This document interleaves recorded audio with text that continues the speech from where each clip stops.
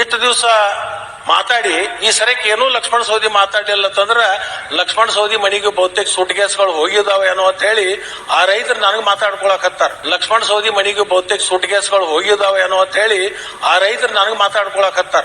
ನಾವು ಮಾಡ್ಬೇಕು ಅಂತ ಹೇಳಿ ಈ ಒಂದು ಸಂದರ್ಭದಲ್ಲಿ ನಾನು ಕೇಳ್ಕೊಂಡು ನಾನು ಶಿವಾನಂದ ಪಾಟೀಲ್ರಿಗೆ ಇನ್ನೊಂದ್ಸಲ ಕೊನೆಯದಾಗಿ ನಾನು ವಿನಂತಿಯನ್ನು ಮಾಡ್ಕೋತೀನಿ.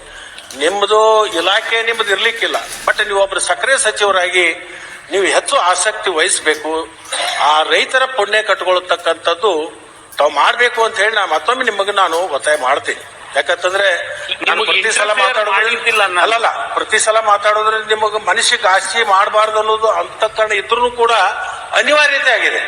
ಯಾಕಂತಂದ್ರೆ ಜನ ನಮ್ಮನ್ನು ಕೇಳ್ತಾರೆ.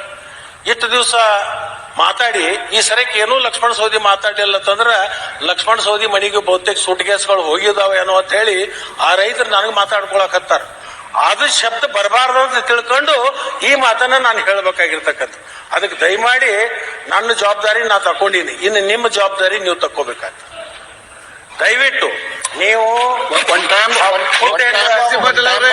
ಮಾತಾಡ್ಲಿಕ್ಕಿದೆ ಒಂದು ಟೈಮ್ ಬಾಂಡ್ ಇಲ್ಲ. ಆಯ್ತು, food and civil supply minister ಇದ್ದಾರೆ, ತೂಕ ಮತ್ತು ಅಳತೆ ಅವ್ರಿಗೆ ಬರುತ್ತೆ. ಅವರನ್ನ ತಗೊಂಡು ನೀವೇ ಮುತುವರ್ಜಿ ವಹಿಸಿ. ಎಷ್ಟು ಕಾರ್ಖಾನೆ ಇದಾವೆ? 48 ಕಾರ್ಖಾನೆ ಇದಾವೆ. ನೀವು ಅಲ್ಲಲ್ಲ ಎಂಟೈರ್ ಸ್ಟೇಟ್ದಾಗಿ ನಾನು ಉತ್ತರ ಕರ್ನಾಟಕ ಹೇಳುವಾಗ ನಾನು 48ರಿಂದ 50 ಆಗ್ತದೆ ಅಂತ ಹೇಳಿದೆ. ಇಲ್ಲ, ನಿಮ್ಗೆ ಹೇಳೋದು ಮುಗಿಸ್ಬಿಡ್ತೀನಿ. ನಾನೇನು ಒಂದೇನೆ ಅಧ್ಯಕ್ಷರ, ಅದು ಕಾರ್ಖಾನೆ ಒಳಗ್ ಹಾಕಿ ಅಂತ ಹೇಳಿ ರೈತರ ಜಿದ್ದಿದೆ. ಹೊರಗರೆ ಹಾಕಿ ಒಳಗರೆ ಹಾಕಿ ಇಲ್ಲ, ಒಳಗರೆ ಹಾಕಿ ಹೊರಗರೆ ಹಾಕಿ ಅಂತ ಹೇಳಿ ನಾವು ಆದ್ರೂ ಕೂಡ 12 ಈಗಾಗಲೇ ಟೆಂಡರ್ ಕರೆದಿದ್ದೀವಿ. ಅದ್ರ ಲೊಕೇಶನ್ಸ್ ಫಿಕ್ಸ್ ಮಾಡಿದೀವಿ. ನಾವು ರೈತ ಸಂಘಗಳಿಗೆ ಕೊಡಬೇಕು, FPOಗೆ ಕೊಡಬೇಕು ಅನ್ನೋದು ಒಂದು ವಿಚಾರ ಇದೆ. ಅದು ನನ್ನ ಡಿಪಾರ್ಟ್ಮೆಂಟ್ ಇಂದ, ಫುಡ್ ಅಂಡ್ ಸಿವಿಲ್ ಸಪ್ಲೈದಿಂದಲ್ಲ, APMC ಇಂದ ಮಾನ್ಯ ಮುಖ್ಯಮಂತ್ರಿಗಳಲ್ಲಿ ವಿನಂತಿ ಮಾಡಿಕೊಂಡು 12 ನಾವು ಮಂಜೂರು ಮಾಡಿ ಇಟ್ಟಿದ್ದೀವಿ. ಅದನ್ನ ಎಲ್ಲಿ ನಿರ್ವಹಣೆ ಮಾಡ್ತಕ್ಕಂಥವ್ರು ಯಾರು ಮುಂದೆ ನಾವು ಹಾಕುದು ದೊಡ್ಡ ಆಗೋದಲ್ಲ ಅಧ್ಯಕ್ಷರೇ. ಈಗ ನಾವು 12 ಹಣನೂ ಮಂಜೂರು ಮಾಡಿದೀವಿ, ಟೆಂಡರು ಕರೆದಿದ್ದೀವಿ ನಾವು, ಅದರಲ್ಲಿ ಏನು ಎರಡು ಮಾತಿಲ್ಲ. ಈ ಕಾರ್ಖಾನೆ ಮಾಲೀಕರು ಒಳಗೆ ಹಾಕ್ಲಿಕ್ಕೆ ನಮ್ಗೆ ಅನುಮತಿ ಕೊಡ್ತಾ ಇಲ್ಲ, ಅದು ಒಂದು ದೊಡ್ಡ ಸಮಸ್ಯೆ ಇದೆ. ಅದನ್ನ ಮತ್ತೆ ಇನ್ನೊಂದು ಇದಕ್ಕಿಂತಲೂ ಪೂರ್ವದಲ್ಲಿ ಅವರಿಗೂ ಗೊತ್ತಿದೆ. ಈಗ ಮೊದಲು ಡಿಜಿಟಲೈಸ್ಡ್ ವೇ ಬ್ರಿಡ್ಜ್ ಇರಲಿಲ್ಲ, ನಿಮಗೆ ಗೊತ್ತಿದೆ. ಈಗ ಇಡೀ ರಾಜ್ಯದ ತುಂಬಾ ಎಲ್ಲ ಡಿಜಿಟಲೈಸ್ಡ್ ವೇ ಬ್ರಿಡ್ಜ್ ಮಾಡಿ, ಆದ್ರೂ ಕೂಡ ಕಂಪ್ಲೇಂಟ್ ಇದೆ. ಆದ್ರೆ ನಿಶ್ಚಿತವಾಗಿ ನಿಖರವಾಗಿ ಯಾವುದೇ ರೈತರು ಕಂಪ್ಲೇಂಟ್ ಕೊಡದೇ ಇರೋದ್ರಿಂದ ಸ್ವಲ್ಪ ನಮಗ್ ಸಮಸ್ಯೆ ಆಗಿದೆ. ಒಂದು, ಅಕಸ್ಮಾತ್ ಯಾವುದೇ ರೈತ ಕಂಪ್ಲೇಂಟ್ ಕೊಟ್ರೆ ಅದು ಸಾಬೀತಾದ್ರೆ 5 ಲಕ್ಷ ರೂಪಾಯಿ ಬಹುಮಾನ ಕೂಡ ನಾವು ಘೋಷಣೆ ಮಾಡಿದೀವಿ. ಅದು ದುಡ್ಡು ಕೂಡ ಇಟ್ಟಿದ್ದೀವಿ ನಾವು, ಅದರಲ್ಲಿ ಎರಡು ಮಾತಿಲ್ಲ. ಆದ್ರೆ ಧೈರ್ಯ ಮಾಡಿ ರೈತರು ಕೊಡ್ತಕ್ಕಂತ ಆಸಕ್ತಿ ತೋರಿಸ್ತಾ ಇಲ್ಲ. ಅದು ಖಂಡಿತ ಯಾರೇ ಕಾರ್ಖಾನೆಯವ್ರು ಎಷ್ಟೇ ದೊಡ್ಡವ್ರು ಇರಲಿ, ಅದು ಈ ಪಕ್ಷದವರೇ ಇರಲಿ ಆ ಪಕ್ಷದವರೇ ಇರಲಿ, ನಾವು ಯಾರಿಗೂ ಅದರಲ್ಲಿ ನಿಶ್ಚಿತವಾಗಿ ಕ್ರಮ ತೆಗೆದುಕೊಳ್ಳದೆ ಬಿಡುವುದಿಲ್ಲ. ಅದನ್ನ ಖಂಡಿತ ಈ ಸಂದೇಶ ನಾವು ಹೊರಗೂ ಕೊಟ್ಟಿದ್ದೀವಿ, ಮುಂದೂ ಕೊಡ್ತೀವಿ. ನಾಳೆ ನಾನು ಉತ್ತರ ಕೊಡಾಗ ಇದ್ರ ಬಗ್ಗೆ ಸವಿಸ್ತಾರವಾಗಿ ಹೇಳಲಿಕ್ಕೆ ಇಚ್ಛೆ ಪಡ. ಅಧ್ಯಕ್ಷರೇ, ಮಂತ್ರಿ ಒಂದ್ ನಿಮಿಷ, ಅಶೋಕ್ ಅವ್ರು ಏನ್ ಹೇಳ್ತಾರೆ? ಸೌದಿಯವರ ಭಾಷಣ ಕೇಳಿದ್ದೀನಿ. ಕಳೆದ ಬಾರಿ ಸಹ ಅವರು ಈ ವಿಷಯವನ್ನ ಪ್ರಸ್ತಾವ ಮಾಡಿದ್ದಾರೆ. ಉತ್ತರ ಕರ್ನಾಟಕದ ವಿಚಾರ ಬಂದಾಗ ಕಳೆದ ಬಾರಿನೂ ಸಹ ಲಕ್ಷ್ಮಣ ಸವದಿಯವರು ಈ ತೂಕದಲ್ಲಿ ಆಗ್ತಾ ಇರತಕ್ಕಂತ ಸಮಸ್ಯೆ ಬಗ್ಗೆ ಗಮನ ಸೆಳೆದಿದ್ದಾರೆ. ನಾನು ಮೊನ್ನೆನೂ ನಾನು ಭಾಷಣ ಮಾಡುವಾಗೂ ಹೇಳಿದೆ. ನಾನು ಮೊನ್ನೆನೂ ರೈತರೆಲ್ಲ ನನ್ನ ಹತ್ರ ಬಂದಾಗ ಇದು ತೂಕದ್ದೇ ದೊಡ್ಡ ಸಮಸ್ಯೆ ಆಗಿದೆ. ಆ ತೂಕದಿಂದನೇ ಈಗ ತಾವು ಟೆಂಡರ್ ಕರೆದಿರೋ 16 ಮಾತ್ರ ಉಳಿದವ. ಯಾವಾಗ ಉಳಿದಿದ್ದ ಒಟ್ಟಾಗ ನೀವು ಕರೆದಾಗ ನೀವೇ ಹೇಳಿದ್ರಿ 80 ಏನೋ ಇದೆ ಅಂತ. 81. ಈಗ ಹೊಸದಾಗಿ ಇನ್ನೊಂದು 30 ಏನೋ ಅರ್ಜಿ ಕೊಟ್ಟಿದ್ದಾರೆ. ಹೊಸದಾಗಿ ಇನ್ನೊಂದು 30 ಅರ್ಜಿ, ಅದು ಬೇರೆ ಪ್ರಶ್ನೆ. ಈಗ 80ಕ್ಕೂ ಒಟ್ಟಿಗೆ ಕರಿಬೇಕು. ಅದೇನು 16 ಯಾವುದು ವಿರೋಧಿಗಳು ಅವರು 16 ಅಲ್ಲ. ನೀವು ಕರಿಬೇಕಾದ್ರೆ 80 ಒಟ್ಟಿಗೆ ಕರಿಬೇಕು.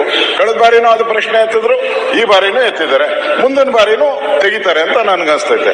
ಅದಕ್ಕೆ ನೀವು ನಿಖರವಾಗಿ 80ಕ್ಕೂ ಯಾವಾಗ ಕರಿತೀರಾ, ಇದನ್ನ ಯಾವಾಗ ಅಳವಡಿಸ್ತೀರಾ? ಅಲ್ಲ ಅಶೋಕರೇ, ಅದರಲ್ಲಿ 32 ನಮ್ಮ ಸಹಕಾರಿ ಸಕ್ಕರೆ ಕಾರ್ಖಾನೆಗಳಿದೆ. ಅವು ಲೀಸ್ ಮೇಲೆ ಕೊಟ್ಟಿದ್ದವು, ಕೆಲವು ಆಲ್ಮೋಸ್ಟ್ ಡಿಫಂಕ್ಟ್ ಆಗಿದ್ದು ಅದಾವು, ಇನ್ನು ಕೆಲವು ಲೀಸ್ ಕೊಡ್ತಕ್ಕಂಥವು ಇದಾವೆ. 32 ಸಹಕಾರಿ ರಂಗದಲ್ಲಿ ಇರ್ತಕ್ಕಂಥವು.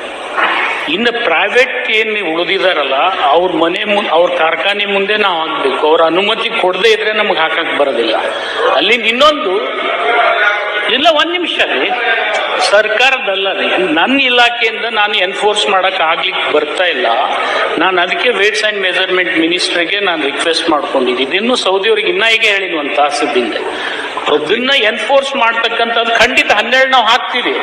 ಒಂದ್ ನಿಮಿಷ ಅಲ್ಲ ನಾನು ಹೇಳೋದು, ನೀವು ಹಾಕಕ್ ಆಗಲ್ಲ ಅಂತ ಹೇಳ್ಬಾರ್ದು. ತೂಕ ಇದೆಯಲ್ಲ, ತೂಕದಲ್ಲಿ ಮೋಸ ಮಾಡುವಂತದ್ದು ಸರ್ಕಾರದ ವಿಚಾರ ಯಾವುದೇ ಇರ್ಲಿ. ಅವ್ರು ಪ್ರೈವೇಟ್ ಅವರು ಮಾಡಿದ್ರು ಮೋಸನೇ. ಯಾವ್ದೋ ಅಂಗಡಿಯಲ್ಲಿ ತೂಕದಲ್ಲಿ ವ್ಯತ್ಯಾಸ ಮಾಡ್ತಾರೆ ಅಂತ ಇಟ್ಕೊಳ್ಳಿ, ಸರ್ಕಾರಕ್ಕೆ ಅಧಿಕಾರ ಇಲ್ವಾ? ಸರ್ಕಾರ ಪೂರ್ತಿ ಜಪ್ತಿ ಮಾಡ್ಬೋದು, ಸೀಸ್ ಮಾಡ್ಬೋದು, ಹಂಗೆ ಹೇಳಕ್ಕಾಗಲ್ಲ.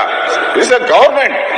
ಈಗ ಗೌರ್ಮೆಂಟ್ನೇ ಏನ್ ಮಾಡಿದೆ ಗೊತ್ತಾ ನಿಮ್ಗೆ ಹೇಳ, ಲಾಸ್ಟ್ ಟೈಮು ಇನ್ವೇರಿಯಬಲಿ ಇವರೇ ಹೇಳಿದ್ಮೇಲೆ ನಾನೇ ಮಾನಿಟರ್ ಮಾಡಿ ಆ ಇಲಾಖೆ ನನ್ಗೆ ಬರದೇ ಇದ್ರು ಕೂಡ ನಾನು ಅವ್ರ ಇಲಾಖೆಯಲ್ಲಿ ಹಸ್ತಕ್ಷೇಪ ಮಾಡಿ ಸ್ಟ್ಯಾಂಪಿಂಗ್ ಮಾಡಿಸಿದ್ದೀನಿ, ಇನ್ಸ್ಪೆಕ್ಷನ್ ಮಾಡಿಸಿದ್ದೀನಿ.